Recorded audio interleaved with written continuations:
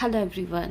তোমার পার্টনার মনে করছে যে তুমি তাকে ছাড়া একদমই বাঁচতে পারো না, আর সেটা কোথাও না কোথাও ঠিক।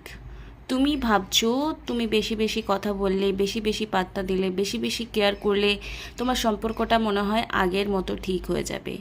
কিন্তু তোমার পার্সন তো অন্য কিছু ভাবছে। সে ভাবছে সে কথা না বললে তুমি ভালো থাকবে না, আর সে যদি কথা না বলে তুমি কষ্ট পাবে। তো সেটা কোথাও না কোথাও ঠিকও রয়েছে, প্রচণ্ড বেশি স্ট্রং অ্যাটাচমেন্ট রয়েছে। তো তুমি যদি এই সার্কেলটা চেঞ্জ না করো, বারবার তোমার লাইফে কিন্তু তোমার পার্সন তোমাকে ডিসরেসপেক্ট করবে আর কোনো কমিটমেন্ট দেবে না।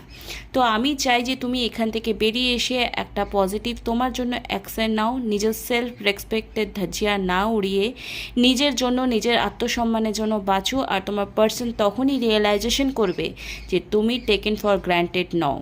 ওকে, ডু সেলফ লাভ।